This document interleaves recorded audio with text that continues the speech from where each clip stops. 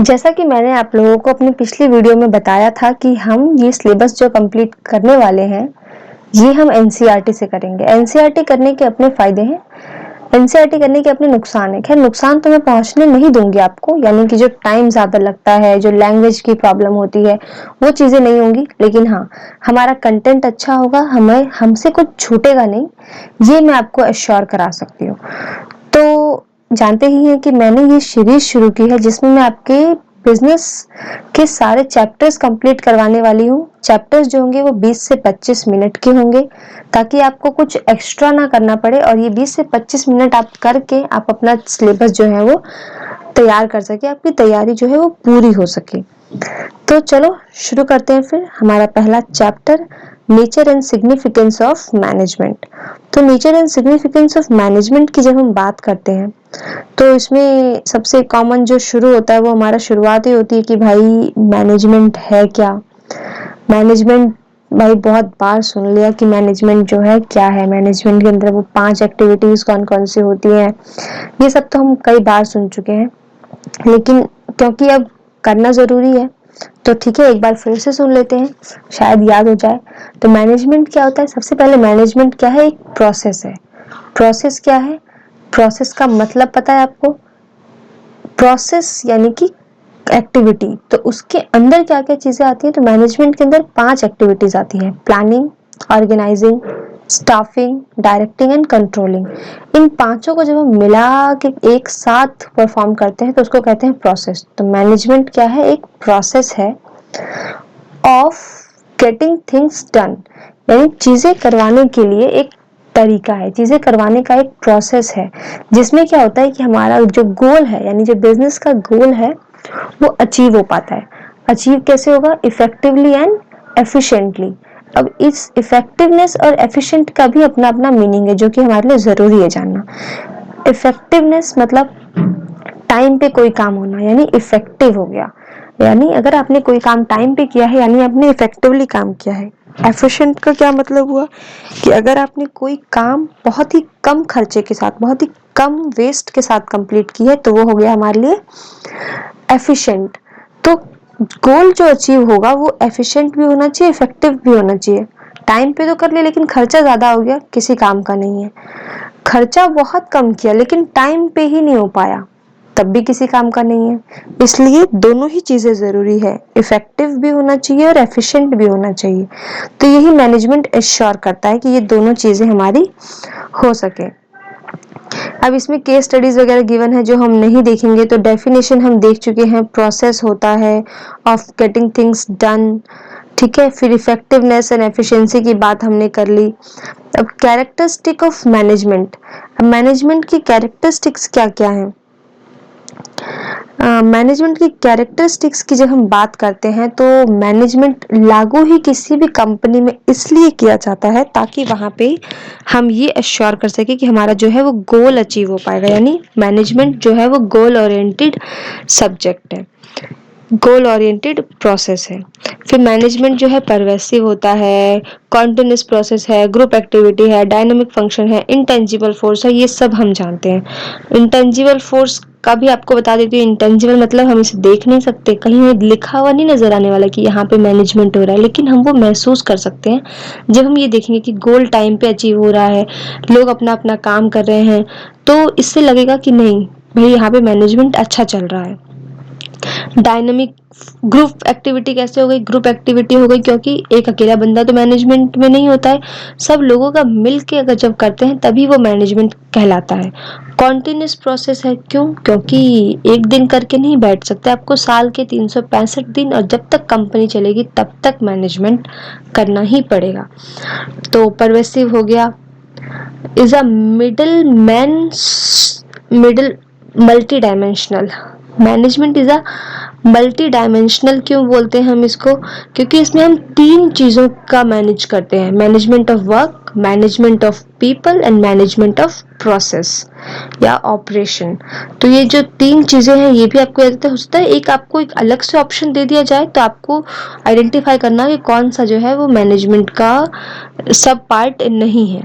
तो पीपल का मैनेजमेंट होता है, वर्क का मैनेजमेंट होता है, यानी ऑपरेशन का मैनेजमेंट होता है, and management of work, people and process यानी ऑपरेशन। ये तीन चीजों का मैनेजमेंट हम करते हैं मैनेजमेंट के अंदर।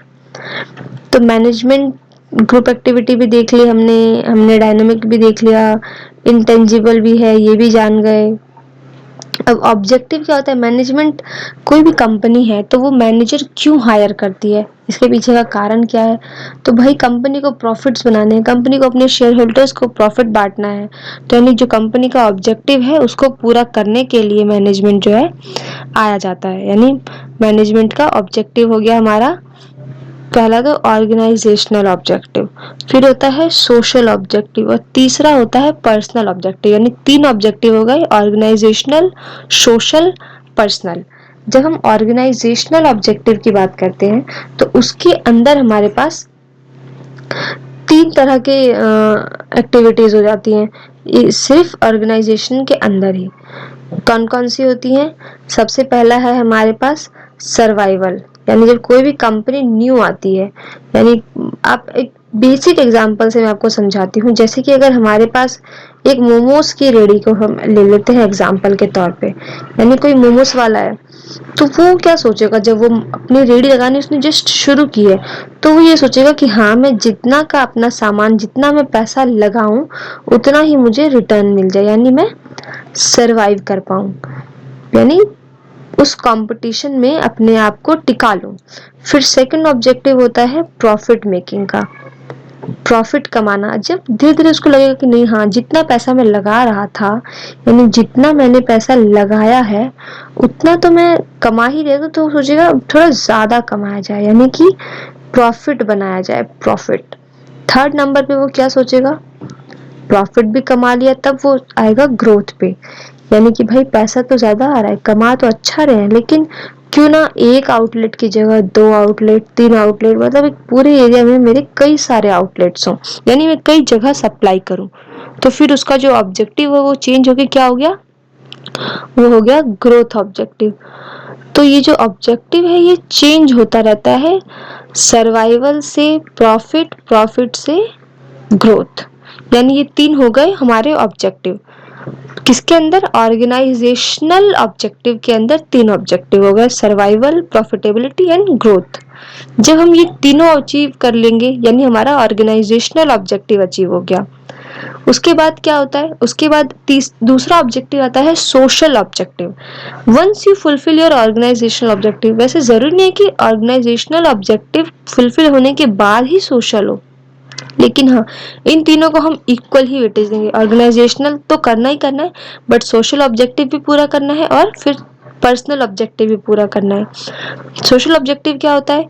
जहाँ पे भी कंपनी है अपने आसपास वो पॉल्यूशन ना फैलाए, पॉल्यूशन चाहे वो नॉइज पॉल्यूशन हो, चाहे वो एयर पॉल्यूशन हो, चाहे वो सॉइल पॉल्यूशन हो, उसका ख्याल रखे, वहाँ के एम्प्लॉयज का ख्याल रखे। उसके बाद पर्सनल ऑब्जेक्टिव, इंडिविजुअल जो वहाँ पे एम्प्लॉयज के, हम सिर्फ सोशल में एम्प्लॉयज प्लस उनसे जुड़े हुए लोगों की बात करते हैं, पर्सनल में हम सिर्फ एम्प्लॉयज की बात करते हैं कि अगर इंडिविजुअल एम्प्लॉय काम करे तो उनको हम प्रॉपर ग्रोथ का मौका दें, उनके पास उनकी भी सैलरी बढ़े, उनको भी लगे कि हाँ इस कंपनी में काम करके हमें कुछ मिल रहा है सैलरी के अलावा। तो ये तीन तरह के ऑब्जेक्टिव हो गए, सोशल, पर्सनल और ऑर्गेनाइजेशनल। ऑर्गेनाइजेशन के अंदर भी तीन ऑब्जेक्टिव हो गए, सर्वाइवल, प्रॉफिटेबिलिटी एंड ग्रोथ। तो ये आपको हेडिंग याद रखनी है इसकी जरूर। अब इम्पोर्टेंस की बात करते हैं, इम्पोर्टेंस क्या क्या होती है?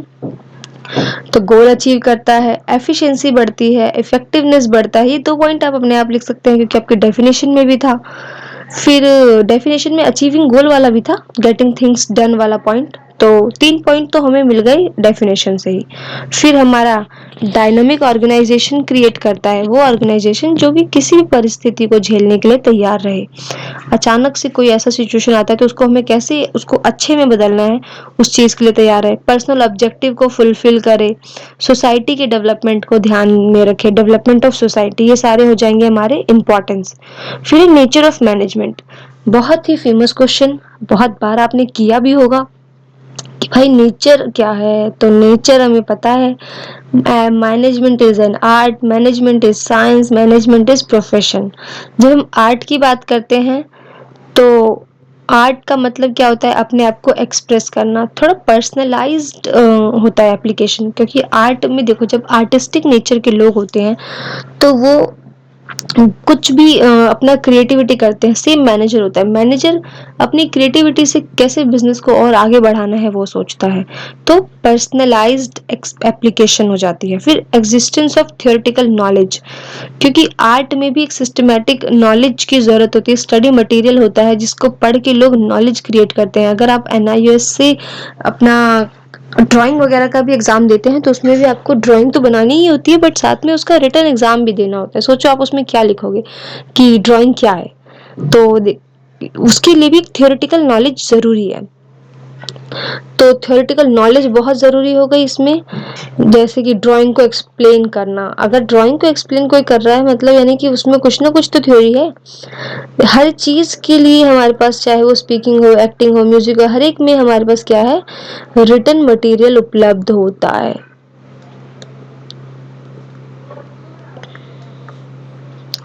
तो पहला तो भाई एग्जिस्टेंस ऑफ थियोरेटिकल नॉलेज हो गया, दूसरा पर्सनलाइज्ड एप्लीकेशन के बारे में मैंने आपको बता ही दिया। फिर है based on practice and creativity, जो जितना प्रैक्टिस करेगा वो उतना अच्छा होगा। सेम जो जितनी कंपनीज को मैनेज करेगा वो उतना अच्छा मैनेजर बनता जाएगा, उसके अंदर वो स्किल्स आ जाती हैं एक बार मैनेज करने के बाद। फिर मैनेजमेंट जो है, इसके बाद मैनेजमेंट जो है हम एज ए साइंस देखेंगे कि मैनेजमेंट एज ए साइंस क्यों है।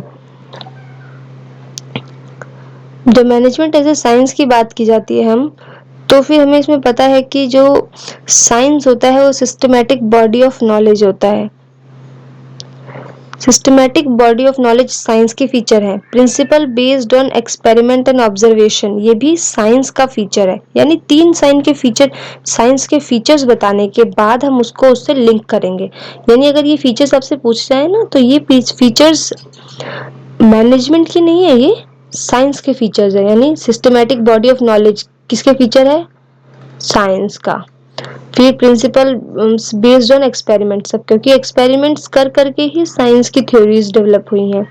यूनिवर्सल वैलिडिटी है, चाहे आप अमेरिका में करो चाहे आप इंडिया में करो, सेम रिजल्ट मिलने वाला है। ये शो करता है कि ये यूनिवर्सल है, यानी हर जगह कहीं भी करो आउटकम इसका सेम निकलने वाला है। अब हम देखेंगे कि मैनेजमेंट से ये कितना डिफरेंट है और कितना नहीं। तो क्योंकि जब मैनेजमेंट की बात की जाती है तो मैनेजमेंट भी सिस्टमैटिक बॉडी ऑफ नॉलेज है। मैनेजमेंट करने के लिए भी आपको कहाँ जाना पड़ेगा, ऑल इंडिया मेडिकल एसोसिएशन जाना पड़ेगा। IIM बहुत फेमस है हमारा IIM, वहाँ जाना पड़ेगा। सेम अगर आपको आउटकम, लेकिन इसका फेमस, जैसे पहला हमने बात किया systematic body of knowledge, second हमने बात किया कि एक्सपेरिमेंट्स पे बेस्ड है लेकिन यूनिवर्सल वैलिडिटी नहीं होती है इसकी, इसलिए इस पॉइंट पे हम इसको मना कर सकते हैं कि हाँ ये जो है डिट्टो सेम नहीं है। तो जब ये पूरी तरह से सेम नहीं तो हम इसको क्या बोल सकते हैं, तो हम इसके लिए भी एक वर्ड यूज करते हैं, नॉट साइंस बट एक वर्ड है इसके लिए भी, एग्जैक्ट साइंस। ये होता है in exact science, in exact science मतलब साइंस तो नहीं वो पूरी तरह से, लेकिन हाँ इन एग्जैक्ट साइंस ये जरूर है।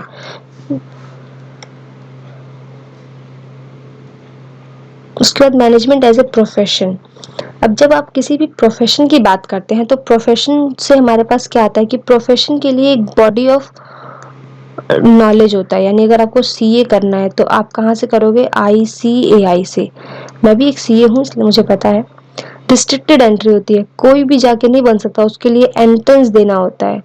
अगर आप मैनेजर बनना चाहोगे तो आपको भी जो है वो कैट का एग्जाम क्लियर करने होते हैं।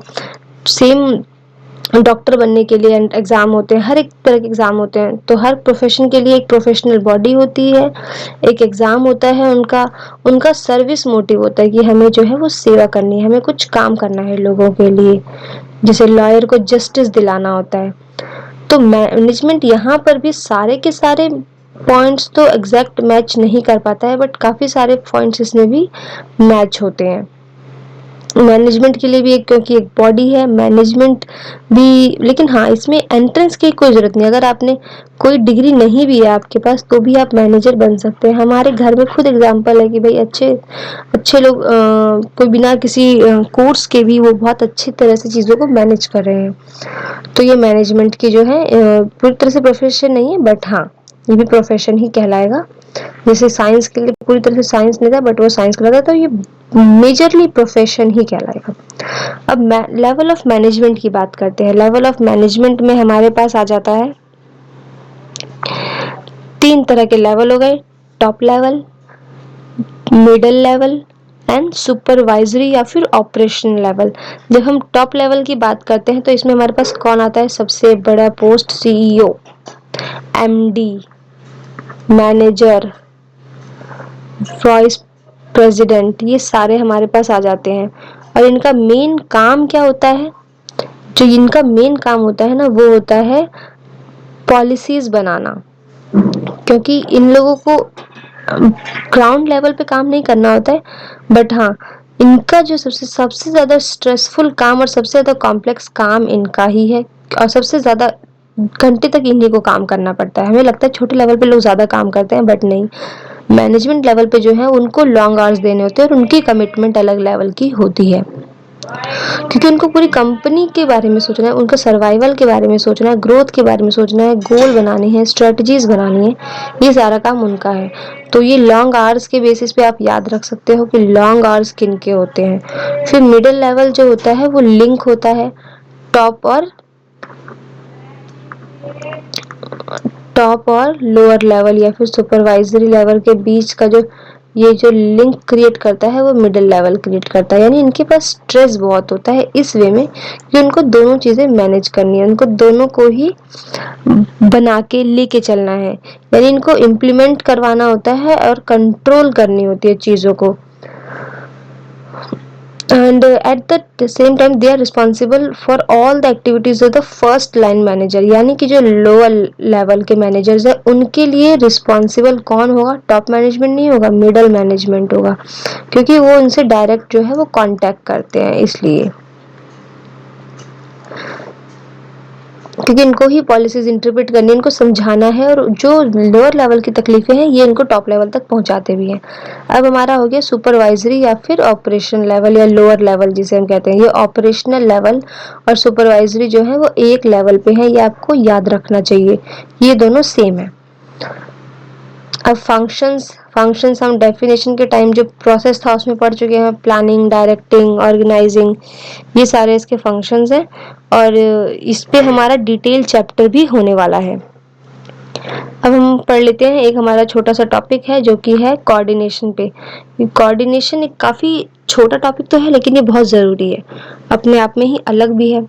तो कोऑर्डिनेशन क्या होता है, मैनेजमेंट की जितनी भी एक्टिविटीज़ है ना उनको आपस में लिंक करने का काम जो है वो कोऑर्डिनेशन करता है।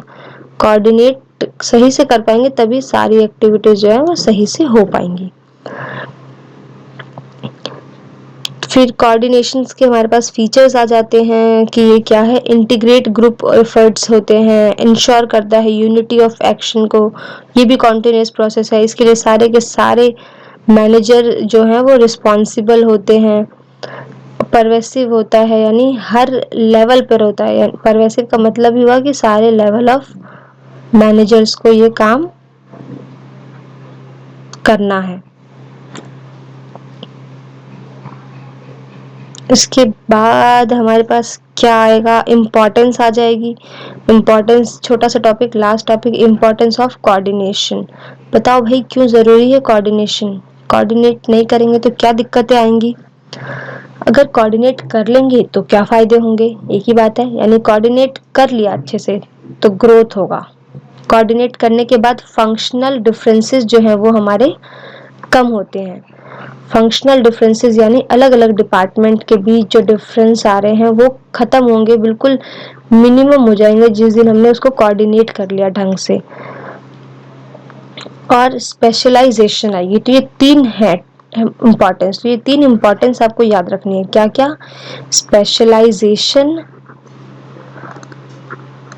फिर मिनिमाइज डिफरेंसेस यानी फंक्शनल डिफरेंसेस को मिनिमाइज करना, और ग्रोथ।